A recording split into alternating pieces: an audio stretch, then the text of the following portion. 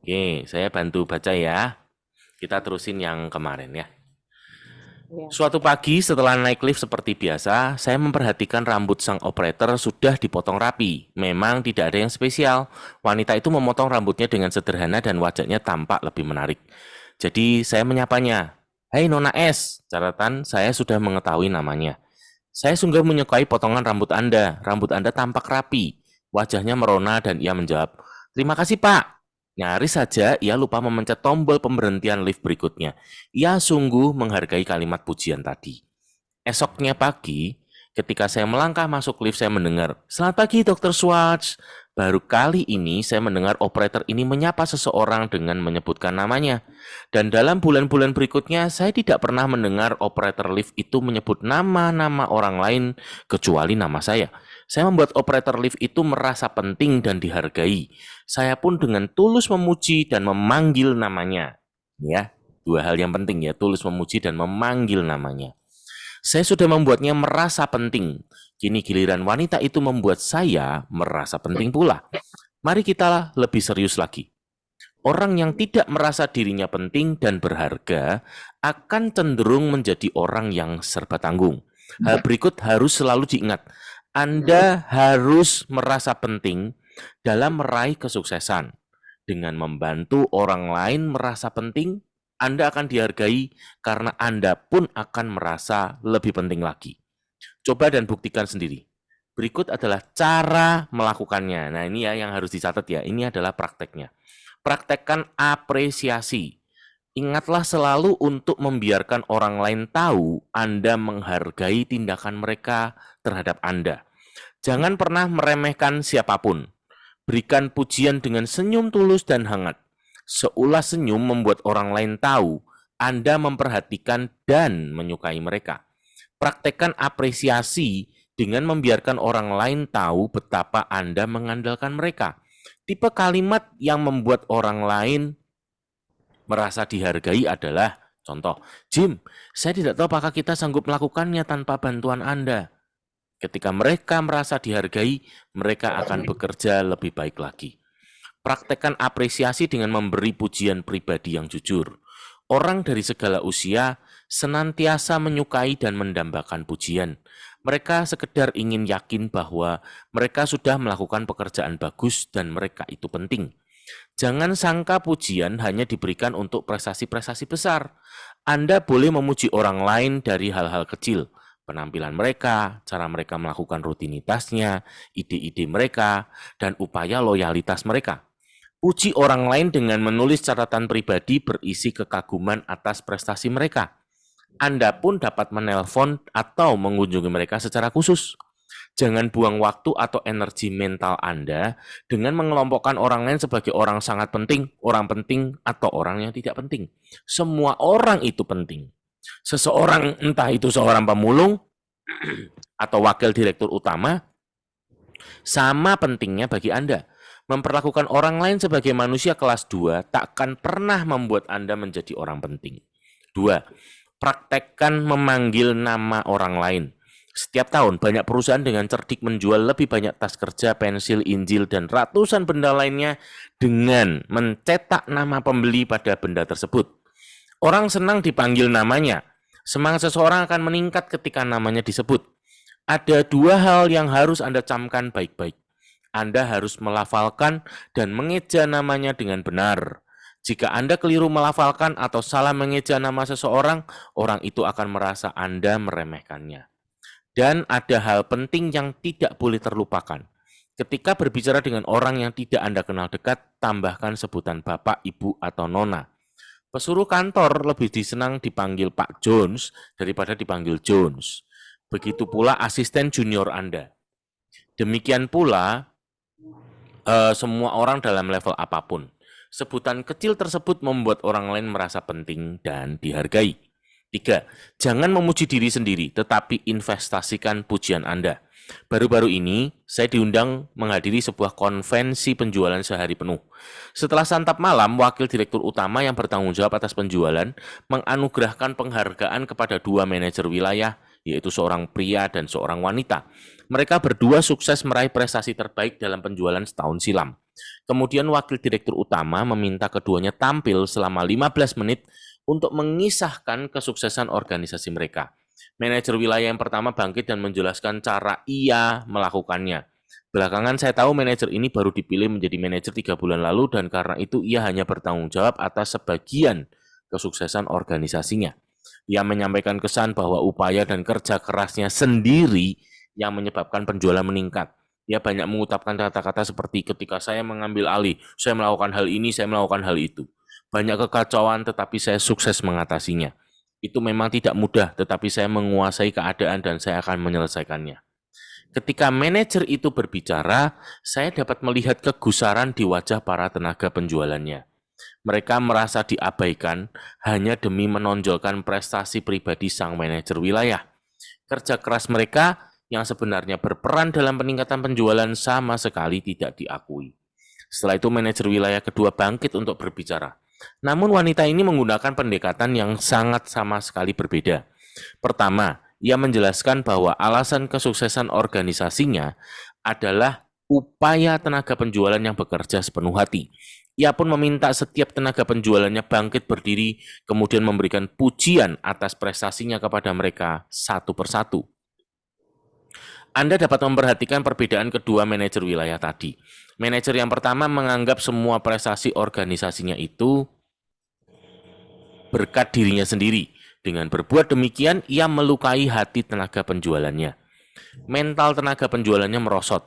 Sedangkan manajer yang kedua memuji semua tenaga penjualannya sehingga tenaga penjualannya bisa berbuat lebih baik lagi. Manajer kedua ini menyadari bahwa pujian seperti uang dapat diinvestasikan untuk membayar dividen. Ia pun tahu dengan memuji tenaga penjualannya mereka akan bekerja lebih keras lagi tahun depan. Camkan, pujian adalah kekuatan. Investasikan pujian yang Anda terima dari atasan Anda. Berikan kembali pujian tersebut kepada bawahan Anda sehingga kinerja mereka akan terpompa kembali. Ketika Anda berbagi pujian dengan bawahan Anda, mereka tahu Anda menghargai prestasi mereka dengan tulus. Berikut adalah latihan sehari-hari yang sangat bermanfaat bagi Anda. Setiap hari tanyakan kepada diri Anda, apa yang dapat saya lakukan hari ini untuk membahagiakan pasangan dan keluarga saya? Meski tampak sangat sederhana, latihan ini sangat efektif. Suatu petang, sebagai bagian dari program pelatihan penjualan, saya mendiskusikan topik membangun lingkungan rumah tangga demi meraih kesuksesan penjualan. Sebagai gambaran, saya bertanya kepada para tenaga penjualan yang semua sudah menikah. Selain hari Natal, peringatan pernikahan Anda atau hari ulang tahun pasangan Anda, kapan terakhir kali Anda mengejutkan pasangan Anda dengan memberinya hadiah spesial? Saya terkejut mendengar jawaban mereka. Dari 35 orang tenaga penjualan, hanya satu orang yang memberikan kejutan kepada pasangannya sebulan lalu. Banyak dari mereka yang menjawab, antara 3 atau 6 bulan. Dan lebih dari sepertiga berkata, waduh saya tidak ingat lagi. Bayangkan, ada pria yang bertanya-tanya mengapa istrinya tidak lagi memperlakukan ia seperti raja. Saya ingin membuat para tenaga penjualan ini terkesan dengan dahsyatnya kejutan hadiah. Petang berikutnya, saya mengundang seorang penjual bunga untuk tampil sebelum penutupan sesi tersebut. Saya memperkenalkan penjual bunga itu dan bertanya kepada mereka. Saya ingin Anda semua tahu bahwa hadiah sederhana yang tak terduga ini sanggup membangun lingkungan rumah tangga yang lebih baik. Saya sudah meminta penjual bunga ini untuk membagikan setangkai bunga mawar indah seharga 50 sen. Jika Anda tidak punya uang 50 sen atau jika Anda pikir istri Anda tidak layak menerima bunga itu dan mereka tertawa, saya akan membelikan bunga untuk istri Anda. Saya hanya meminta Anda membawa bunga itu kepada istri Anda dan esok petang ceritakan apa yang terjadi. Tentu jangan katakan kepada istri Anda dari mana Anda membeli mawar dan mereka paham. Esok petangnya, setiap peserta memberi kesaksian bahwa investasi seharga 50 sen tersebut membahagiakan istri mereka. Nah, sering-seringlah melakukan sesuatu yang spesial bagi keluarga Anda. Tidak perlu harus sesuatu yang mahal. Yang penting adalah perhatian Anda. Apapun yang menunjukkan Anda mendahulukan kepentingan keluarga akan membahagiakan keluarga Anda. Jadikan keluarga Anda tim Anda. Curahkan perhatian yang terencana bagi mereka. Dalam dunia yang serba sibuk ini, banyak orang sulit meluangkan waktu bagi keluarganya. Namun, jika mereka merencanakannya, mereka pasti mampu mengaturnya. Ini ya kata kuncinya ya. Jika mereka merencanakannya, mereka pasti mampu mengaturnya. Seorang wakil direktur utama menceritakan kisah suksesnya dalam berumah tangga kepada saya. Saya memikul tanggung jawab besar dalam pekerjaan saya sehingga mau tak mau saya harus membawa pulang banyak tugas kantor setiap malam. Namun, saya tidak akan mengabaikan keluarga saya karena keluargalah hal terpenting dalam kehidupan saya. Itulah alasan saya bekerja sekeras mungkin. Saya telah merancang jadwal sehingga saya bisa mencurahkan perhatian bagi keluarga maupun tugas kantor saya. Dari pukul 19.30 sampai 20.30, saya mencurahkan waktu untuk dua anak saya. Saya bermain bersama mereka, membacakan cerita, menggambar, menjawab pertanyaan, apapun yang mereka mau. Setelah 1 jam bermain-main dengan kedua bocah itu, bukan saja mereka yang puas, saya pun merasa lebih segar. Pukul 20.30 mereka beranjak tidur dan saya kembali bekerja selama 2 jam. Ini satu hal yang penting ya, bahwa banyak orang mengatakan ini waktu untuk keluarga ya, tetapi ternyata aktivitasnya tidak ada ya. Saya memperhatikan ada banyak orang yang mengatakan waktu untuk keluarga, tetapi kenyataannya ternyata mereka justru sibuk dengan handphonenya masing-masing. Nah, apakah itu yang disebut sebagai waktu keluarga? Gitu ya. Saya suka memperhatikan pemandangan ini ya, soalnya ya lucu ya. Ketika mereka bilang waktu keluarga, yang suami sibuk dengan handphonenya, istri juga sibuk dengan handphonenya, anak-anak juga sibuk dengan handphonenya, gitu ya. Apakah itu waktu untuk keluarga? Tidak, ya. Kalau mau waktu untuk keluarga seperti yang barusan kita baca ini benar. Jadi benar-benar waktu itu kita taruh handphone, kita fokus ya. Namanya kalau ini mau kumpul sama pasangan sama anak, ya udah ngobrol, main bareng, cerita-cerita bareng gitu ya. Jadi stop pakai handphone ketika ini ya acara keluarga ya. Oke, pukul 22.30 saya berhenti dan menghabiskan sejam berikutnya bersama istri saya. Kami berbincang tentang anak-anak, aktivitas istri, dan rencana kami ke depan, tanpa gangguan apapun. Momen tersebut adalah cara yang indah untuk mengakhiri hari tersebut. Saya juga meluangkan waktu pada hari Minggu bagi keluarga. Program yang saya susun untuk mencurahkan perhatian bagi keluarga itu tidak hanya baik bagi mereka, tetapi baik pula bagi saya. Program itu melejitkan energi baru dalam diri saya. Jadi untuk waktu untuk keluarga pun harus direncanakan ya, harus direncanakan. Jadi bukan hanya mengalir saja. Nah, ini ya penting ya. Anda ingin memperoleh uang, perbanyaklah sikap melayani. Sesungguhnya wajar saja jika kita ingin memperoleh uang dan mengumpulkan kekayaan. Kita memang memerlukannya. Uang adalah kekuatan untuk meningkatkan taraf hidup Anda dan keluarga Anda. Ini ya, kalau saya ditanya kenapa ingin kaya? Karena ini ya, uang itu saya butuhkan untuk meningkatkan taraf hidup saya dan keluarga saya. Uang adalah kekuatan untuk membantu fakir miskin. Nah, itu ya. Ini yang kita sering ngobrol ya Bu Joyce ya. Iya. Kita butuh uang untuk bisa membantu orang lain. Uang adalah salah satu sarana untuk hidup sepenuhnya. Seorang pendeta yang pernah dikritik gara-gara menganjurkan orang untuk menghasilkan uang, yaitu Russell H. Conwell, yang juga menulis buku Acres of Diamonds, mengatakan, uang yang mencetak Alkitab Anda, uang membangun gereja Anda, uang mengirim misionaris, uang membayar pendeta. Jika Anda tidak membayar dengan uang, Anda tak akan memiliki semua hal yang saya sebutkan tadi. Orang yang mengatakan dirinya ingin miskin, biasanya mengalami perasaan bersalah atau perasaan rendah diri. Ia seperti bocah yang merasa dirinya tidak sanggup mendapat nilai A di sekolah, atau tidak mampu bergabung dalam tim sepak bola. Jadi si bocah tadi berpura-pura tidak ingin mendapatkan nilai A atau bermain sepak bola. Ya, jadi ini punya mindset yang salah karena punya trauma. Uang merupakan alat yang sangat diperlukan. Ya, ini yang penting ya. Uang merupakan alat yang sangat diperlukan. Alat. Yang membingungkan tentang uang adalah metode terbalik yang kita gunakan untuk memperoleh uang. Di mana-mana Anda melihat orang yang bermoto bayar dulu. Namun orang semacam ini selalu memiliki sedikit uang. Kenapa? Jawabannya adalah Orang yang bermoto bayar dulu akan berorientasi kepada uang, sehingga lupa mereka tidak bisa menuai atau dibayar sebelum berusaha menabur benih uang. Dan benih uang adalah pelayanan. Itulah sebabnya sikap melayani adalah sikap yang mampu membangun kekayaan. Layani dahulu konsumen Anda, kemudian uang akan datang dengan sendirinya. Pada suatu sore musim panas, saya mengendarai mobil melalui Cincinnati. Saat ingin mengisi bahan bakar, saya berhenti di sebuah SPBU yang ramai. 4 menit kemudian baru saya sadar bahwa SPBU itu sangat disukai. Setelah mengisi bensin, memeriksa kap mobil dan membersihkan kaca depan bagian luar, karyawan SPBU itu melangkah ke sebelah mobil saya dan berkata, "Maaf Pak, hari ini banyak debu, izinkan saya membersihkan bagian dalam kaca mobil Anda." Dengan cepat dan efisien, karyawan itu membersihkan bagian dalam kaca depan mobil saya. Sesuatu yang tidak pernah dilakukan 1 dari 100 SPBU. Pelayanan sederhana yang spesial ini berdampak lebih besar dari sekedar meningkatkan jarak pandang di malam hari dan kaca mobil memang terlihat lebih jernih.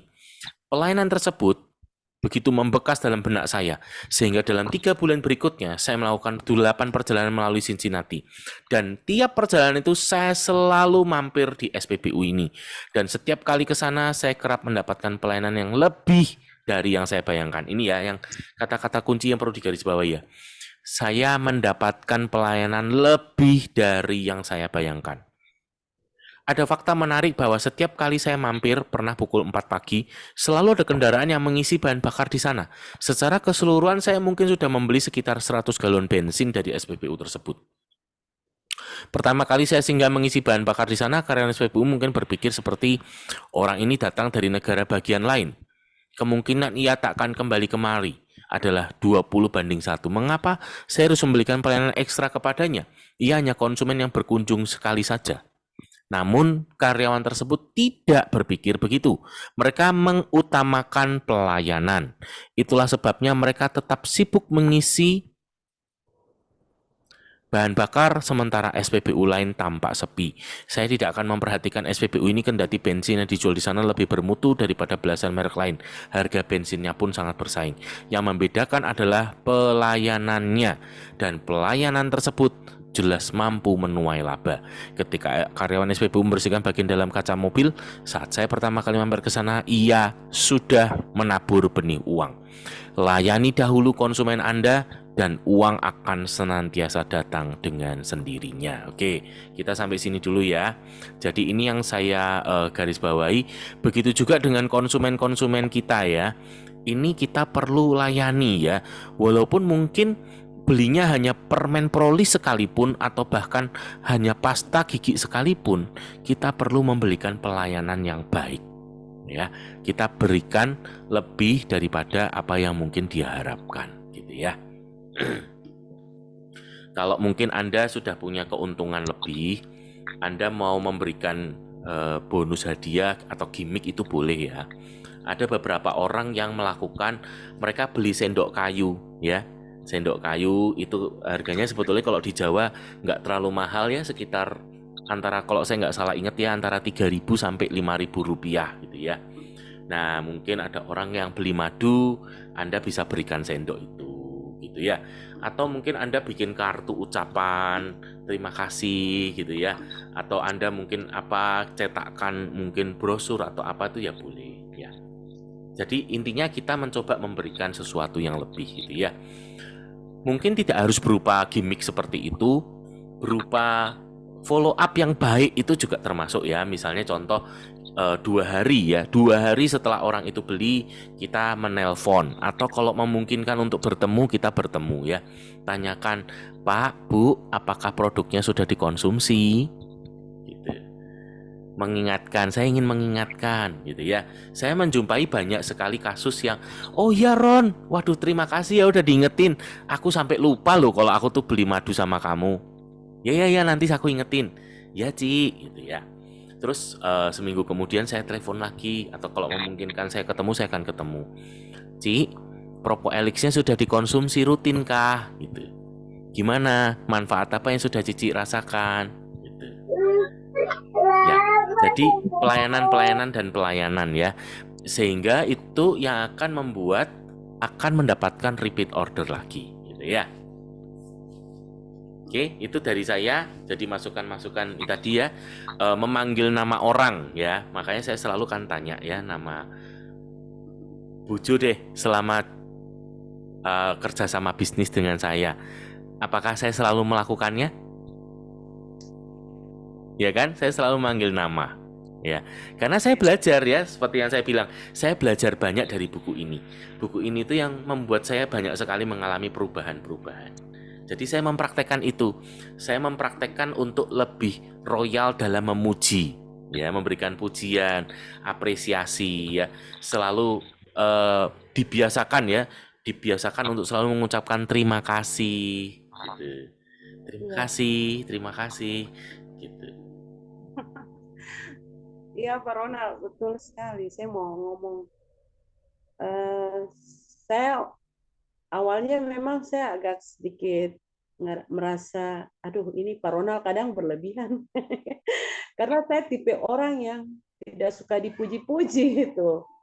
Ya, kadang-kala kan Pak Ronald selalu memuji, sekalipun saya tahu bahwa itu salah, mungkin tindakan saya, cara saya, atau belum apa-apa gitu. Tapi dipuji itu kan hal yang bertentangan sebenarnya dengan pribadi. Sudah suka dipuji, ya biasa aja lah kita, uh, udah tugas dan tanggung jawab lah gitu. Tapi uh, akhirnya dengan Pak Ronald membiasakan seperti itu, akhirnya saya juga terbawa sama konsumen atau siapa saja, akhirnya jadi suka puji-puji. Padahal terkadang kan seperti, sebenarnya kita tidak bisa tipu nurani kita ya. Ya kita kan harus memuji pada hal-hal yang ya relatif lah, namanya yang apa namanya real ya gitu, bahwa oh iya dia pantas dipuji gitu, dia pantas dikasih apa gitu. Kalau yang nggak bisa ya kita harus bilang nggak bisa gitu. Itu kadang-kadang juga mau tidak mau kadang ya kita harus tetap itu puji gitu. Sekalipun kita tahu ya belum maksimal gitu.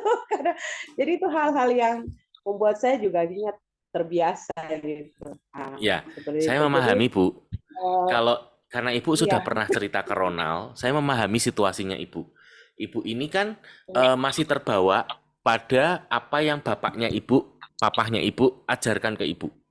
Bahwa kamu harus jadi orang nomor satu. Kalau kamu nggak jadi orang nomor satu, kamu iya, nggak layak terima pujian. iya, betul. Nah, ya, itu yang saya tidak setuju. Oh ya, Itu yang saya tidak setuju. Prestasi ya prestasi, tetapi kita sebagai manusia, kita punya jiwa gitu kan. Kita hidup loh, kita hidup, kita bukan robot ya. Kalau mungkin saya bekerja dengan robot, robot tidak membutuhkan itu gitu kan. Tapi saya bekerja dengan manusia dan manusia itu membutuhkan itu. Dan kita juga iya, layak loh, Bu. Ya toh? Kita kan iya, setiap hari berusaha, berusaha untuk merespon dengan benar, berusaha bekerja dengan baik. Itu kita kan layak dapat pujian. iya, Gitu. iya, betul, Dan pujian itu baterai ya. Kita sendiri kalau dapat pujian kan jadi semangat ya. Wah. Ya, betul. jadi jangan jangan ditolak, Bu. Dan apa ya? Tadi ya. Tadi sebenarnya buku ini tadi sudah ngomong berkali-kali. Ketika Anda memperlakukan orang lain sebagai orang penting, maka berikutnya Anda pun juga akan diperlakukan sebagai orang penting. Ya, amin, yes, betul. Ya toh? Ketika kita Ya. memuji orang lain, kita tuh sebetulnya sedang memberikan penghargaan ya. Kita menghargai kamu. Kayak saya memuji Bu Joisa. Saya menghargai Bu Joisa sebagai Bu Joisa, Iya, betul. sebagai apa adanya gitu. Iya. Iya, Pak Ronald. Iya, saya itu mengalami itu bukan ya Pak Ronald. Ada saya cerita ya kemarin sampai hari ini juga sering ada satu pastor, pastor ya, dia pastor gembala pendeta. Dia sering kalau panggil saya itu kan kita ada di satu bisnis. Dia kalau panggil saya tuh, bos, bos, ingat dong, bos gitu. Gimana kabar? Saya, aduh ini gimana nih? Saya bilang, Pester, jangan panggil-panggil bos dong. Saya kan belum kaya raya ini, saya masih biasa-biasa Ya, aja. Gak ya. apa-apa. Kamu kan bosnya saya. Saya bilang, Pester ini gimana? Iya, iya, iya. Udah aminkan saja deh. Ya, ada satu cerita yang saya selalu teringat baik, Bu, bahwa ini cerita tentang sebuah sekolah. Hmm. Ya, sekolah itu eh, selama ini kurang berprestasi, gitu ya. Terus kemudian masuklah seorang guru baru, ya. Guru ini masih muda dan dia sangat optimis. Kemudian dia membuat program, gitu ya. Dia membuat program, dia panggil beberapa anak, gitu ya. Dia panggil beberapa anak masuk ke satu kelas khusus. Dan dia mengatakan apa? Anda semua yang ada di kelas ini, Anda adalah orang yang terpilih. Dari semua murid di sekolah ini, Anda adalah anak-anak yang terpilih. Anda adalah anak-anak yang paling cerdas. Anda adalah anak-anak yang paling rajin. Anda adalah anak-anak yang paling hebat. Oke, jadi kita mau buat program pendidikan khusus untuk anak-anak yang hebat-hebat seperti Anda. Jadi Anda akan diperlakukan berbeda daripada anak-anak lainnya karena Anda spesial. Kemudian mereka, ini kan tahun ajaran kan, dan yang terjadi setelah itu mereka punya prestasi-prestasi yang luar biasa, mereka menang beberapa kejuaraan-kejuaraan gitu ya. Mereka menjadi tiba-tiba terkenal. Nah, akhirnya kemudian mulai dibuka gitu ya. Setelah berlalu semuanya, akhirnya dibuka bahwa ternyata anak-anak tadi itu semuanya adalah anak-anak yang diambil secara acak, diambil secara random. Jadi sebetulnya mereka juga anak-anak biasa sebagaimana anak-anak lainnya. Tapi apa yang membuat mereka setelah itu menjadi berprestasi? Tahu nggak, Bu? Iya. Apa yang membuat mereka setelah itu menjadi berprestasi?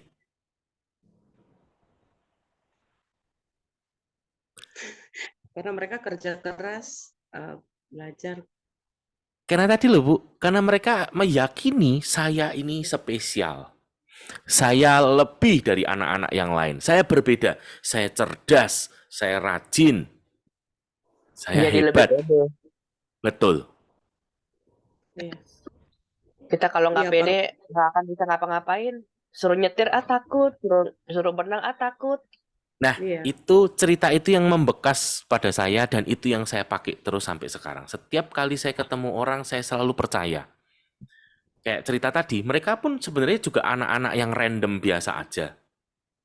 Tapi ketika mereka disampaikan bahwa mereka tuh spesial, berbeda, mereka menjadi kayak gitu. Tapi saya pesan ya, saya kalau sudah cerita ini, terus jangan sampai setelah ini kita berpikir gini, alah Pak Ronald itu tuh cuman ini aja, ngomong doang aja. Sebetulnya saya juga nggak hebat-hebat amat gitu ya. Nah itu jangan. Tidak juga sih Pak. Cerita Bapak ini juga membuat saya jadi teringat waktu sekolah dulu. Jadi ini saya cerita sedikit. Teman-teman saya kan papa mereka itu semua pada kepala-kepala ya, kepala-kepala dinas semua di kabupaten sini ya. Saya kan papa saya nggak kepala dinas loh, cuma pelaut gitu. Jadi papa saya di perkapalan di sini salah satu instansi ya navigasi. Kasihan papa saya kalau bandingkan saya dengan teman-teman semua itu rata-rata ya itu kepala-kepala semua orang tua mereka, papanya mereka. Jadi aku lebih cenderung bergaul sama teman-teman Chinese gitu, karena kan biasa aja gitu, pedagang. Aku juga dagang-dagang gitu. Dalam satu waktu SMA aku begitu, semuanya pada difasilitasi semua. Aku kan biasa aja gitu. Papa aku sering ke Jakarta pulang, kalau beli barang aku bagi-bagi gitu. Ya kelebihannya cuma di situ sih. Dalam satu waktu aku bilang, kalian punya papa kepala dinas, tapi kalau prestasi di sekolah aku harus lebih gitu. Makanya aku selalu juara terus sampai pada akhir tamat itu aku peringkat umum gitu dan dibacakan di semua depan anak-anak siswa dan murid satu sekolah SMA Katolik ya. Dan itu aku bangga di situ bahwa mereka berfasilitasi punya apa-apa tapi aku enggak punya apa-apa biasa-biasa saja tapi aku berprestasi dan aku bisa bawa nama sekolah dan orang tua itu yang aku banggakan. Itu Membuat aku di HDI juga jadi berpikir seperti itu. Kenapa orang lain bisa, aku nggak bisa. Gitu. Kenapa orang bisa, aku nggak bisa. Nah, itu yang Pak Ronald, cepat atau lambat harus sukses. Gitu. Itu aja. Ya. Sebenarnya kalau aku sih rada ragu ya sama bisnis HDI. Dalam hati aku, apa aku bisa sukses di sini? Yang satu, aku bukan orang yang tipenya kalau udah ditolak sama orang terus aku besok-besok bisa follow up dia gitu. Gimana Bu Greta? Jadi nggak gitu. Itu buat aku annoying gitu loh, Pak. Aku kalau misalnya digituin marketing udah aku blok langsung itu orang marketing itu. Jadi mungkin pendapat kita berbeda di sini, Koronal. Kalau saya tipe orang marketingnya kalau dia udah nggak mau ya saya lepas sambil saya marketing terus di status WA atau Facebook, karena buat saya kalau kita terlalu push orangnya juga kan orang akan pasti lu nyebelin banget sih, annoying, gue blok lu lah udah gitu. Kalau saya tipe orang yang gitu, nggak bisa saya di push terus gitu kan. Sampai kemarin saya tawarin Bu Greta kan, dia bilang kan saya udah bilang saya nggak mau beli, kok kamu terus WA saya sih, saya sampai digituin kan saya nggak enak Pak. Akhirnya oh ya maaf ya Bu ya, ya maaf saya mengganggu Ibu, jadi kayak gitu loh Mbak Ronald. Oke. Dah. Yang pertama, sukses itu dimulai dari keyakinan kita kepada diri sendiri. Makanya kenapa ketika membaca buku The Magic of Thinking Big ini, yang pertama kali harus dirubah itu adalah diri kita. Pola pikir, sikap hati, itu yang dirubah. Itu nomor satu. Tidak ada hubungannya dengan orang lain. Ya. Karena itu harus dimulai dari diri kita sendiri dulu. Betul. Yang kedua, ini masalahnya beda lagi. Kalau kita sudah dengan orang lain, hubungannya dengan di HDI, menawarkan produk. Yang pertama-tama adalah, sudahkah kita tahu kebutuhan orang itu? Contoh nih. Saya lapar, di rumah belum ada makanan. Istri saya kebetulan masih pergi, belum pulang, belum ada makanan di rumah misalnya. Saya lapar. Nah, terus ada marketing nih, nawarin mesin cuci. Nah, orangnya yang tanya malah ditinggal. Tak terusin aja ya. Saya jawab lah, saya jawab. Ya, nggak apa-apa. Tadi ya, situasinya gini, Nov.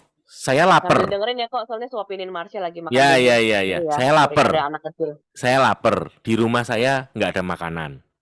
Terus ada marketing nawarin mesin cuci ke saya. Kira-kira saya beli nggak?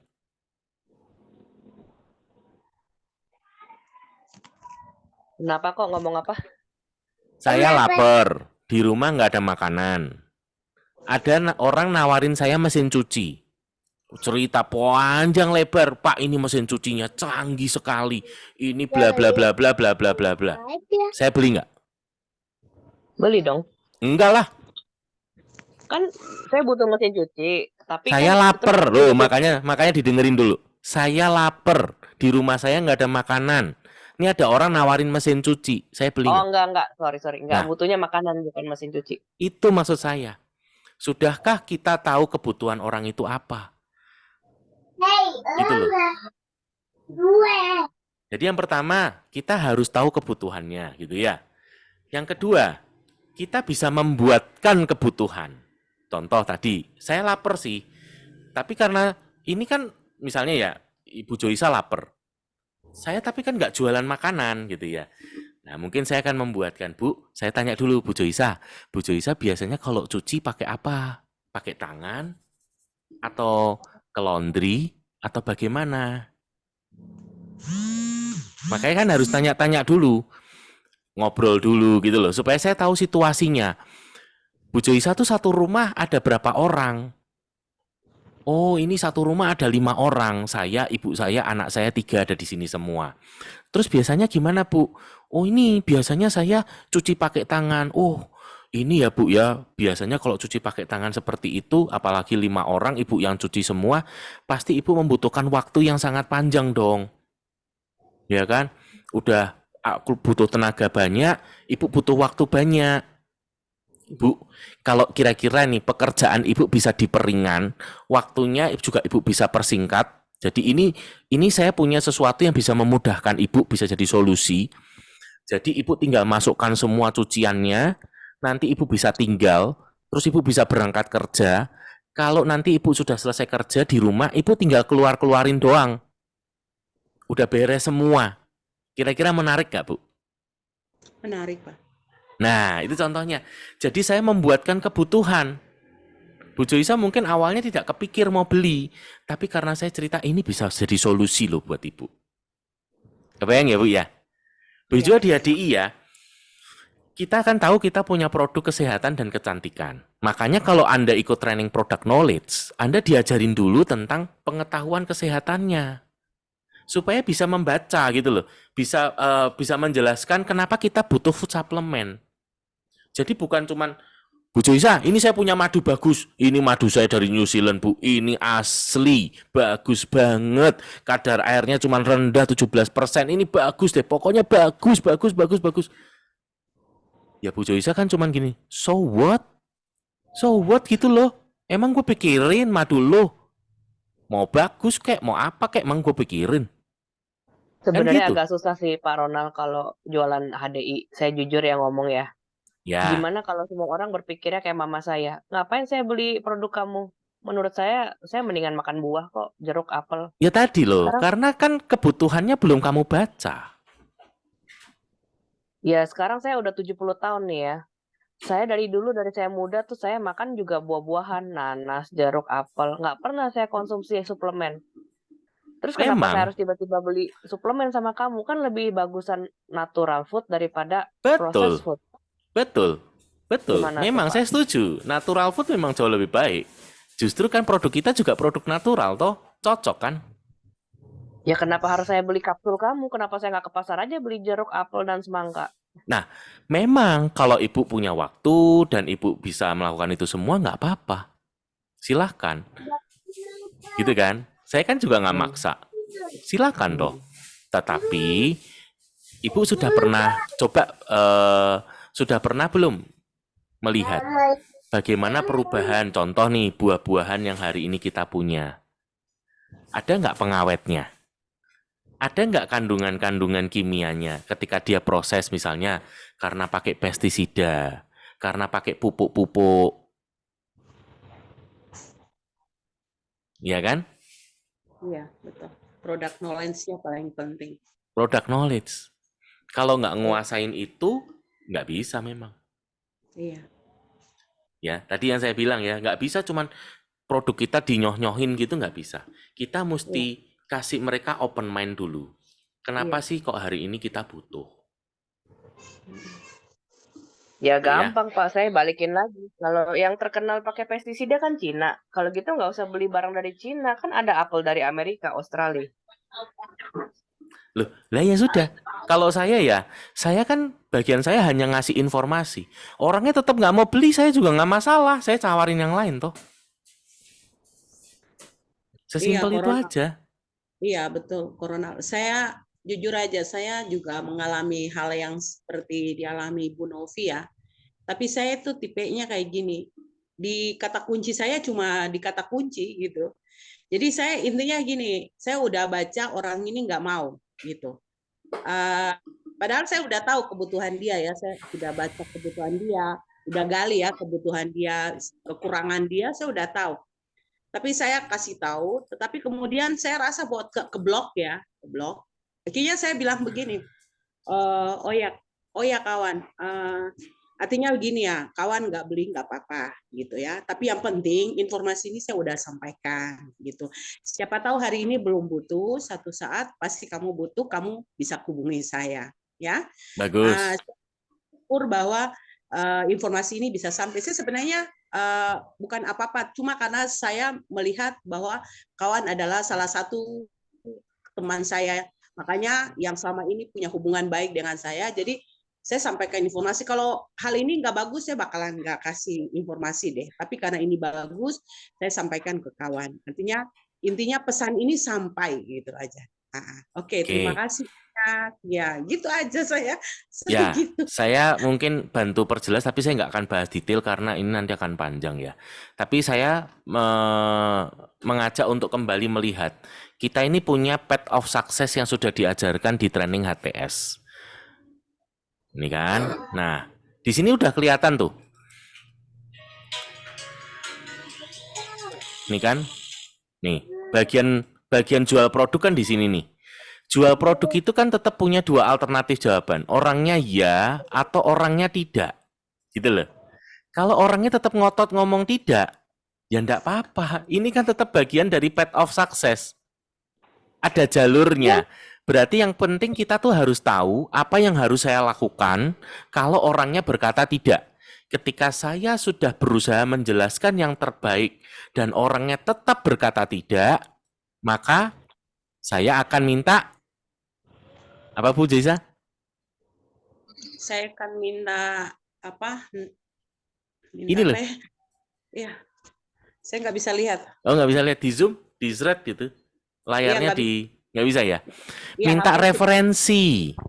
ya minta referensi ke teman-teman Minta itu ya. referensi yang akan masuk ke daftar nama. Ini loh. Nah, gitu. Ya. Jadi enggak apa-apa loh. Saya pun juga, apakah semua orang yang saya temui, saya tawarin pasti mau? Enggak juga. Iya. Kalau yang nggak mau gimana? Ya nggak apa-apa. Ya sudah ikutin ini aja yang sudah diajarkan di Path of Success. Minta referensi. Dan saya cari orang lain lagi gitu loh. Sekarang kalau kita ngomong penolakan ya. Bisnis apa coba yang nggak pernah ada penolakannya? Kalau kita buka kafe sekarang hari ini di pinggir jalan, kafenya sudah dikasih pelang nama yang gede banget deh. Kafe mari mampir sini gitu ya. Pakai ini lagi, standing lagi. Sekarang pertanyaan saya, apakah semua orang yang lewat di depan kafe kita pasti masuk? Tidak, Pak. Nah, sekarang kalau mereka yang lewat di depan rumah, di depan kafe kita dan nggak masuk, itu kan sama juga penolakan, toh? Iya, Pak. Satu. Dua, ada nggak orang yang sudah masuk ke dalam, tanya menu, tanya-tanya harga, bla bla bla bla, terus nggak jadi beli, pulang. Ada, Pak. Nah, ya sudah. Wajar nggak? Karena mereka belum percaya, Pak. Mereka belum percaya sama produk kita. Mereka pikir Saya tahu. Hop. Saya nggak bahas produk kita, saya tanya. Kalau kamu buka kafe, terus ada orang masuk, lah, ada orang masuk, terus lihat-lihat menu, terus dia nggak jadi beli. Apakah itu juga bukan penolakan? Penolakan, Pak. Ya, jadi hal yang wajar toh. Di semua bisnis juga terjadi kan? Iya, betul. Oke, ya udah. Karena sudah 7.44, kita akhiri sampai di sini ya. Bu Jaisa, doa bentar yuk. Iya, Pak. Mari kita satu di dalam doa, kita minta berkat Tuhan, dan kita bersyukur untuk hari ini, dan apapun yang kita lakukan hari ini, Tuhan berkenan memberkati, dan kita sukses dalam pekerjaan kita. Mari kita berdoa. Segala puji syukur kami naikkan ya Tuhan, karena Engkau Tuhan kami, Tuhan yang satu-satunya penolong, Engkau yang ada di dalam kerajaan surga, yang senantiasa kami sembah dan kami puji Tuhan.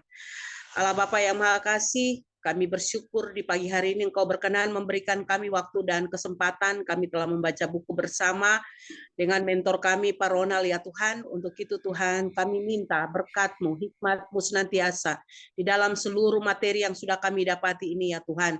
Semoga bermanfaat untuk kami, khususnya dalam pekerjaan dan kelangsungan usaha daripada HDI ini ya Bapak. Yang dimana kami ingin melayani diri kami, melayani sesama kami melalui produk ini. Tuhan Allah Bapa yang baik, kami juga berdoa khususnya untuk Pak Ronald dan keluarga. Tuhan, kami mohon berkatilah mereka selalu, berkatilah Pak Ronald, berkatilah istri dan anaknya ya Tuhan. Semoga mereka senantiasa Kau pelihara, mereka tetap sehat, mereka kuat, mereka tetap bersemangat ya Tuhan di dalam mementoring kami maupun dalam kehidupan pekerjaan. Tuhan berikan berkat-berkat berlimpah, Berikan umur panjang, kesehatan ya Tuhan. Semoga kami menjadi satu keluarga dalam Tuhan, satu keluarga HDI. Allah Bapa, kami juga berdoa untuk kami sendiri, di mana Tuhan kami mohon tambahkanlah selantiasa downline kami, klien-klien kami yang baru Tuhan. Semoga orang-orang yang Kau kirim adalah orang-orang terbaik yang Tuhan berikan kepada kami untuk kesuksesan kami. Tuhan, perpanjangkanlah seluruh pekerjaan kami, bukakan jalan terang dan pintu-pintu berkat senantiasa untuk kami, Tuhan. Tuhan, doa ini kami panjatkan kepadamu di pagi hari ini. Kami percaya bahwa hanya di dalam nama Yesus kami akan sukses, kami akan berhasil. Terima kasih Tuhan Yesus, hanya di dalam nama-Mu saja kami sudah berdoa dan bersyukur. Haleluya. Amin. Amin. Yuk kita foto sebentar. Ya, Pak. 1, 2. Oke. Makasih Pak Ronald, selamat Makasih pagi. Bu Jul. Ya, Tuhan Ya, Yesus Pak memberkati Ronald. Pak. Thank you. Ibu Novi. You know, thank you. Bu Jesa, thank you. Ya, sama-sama.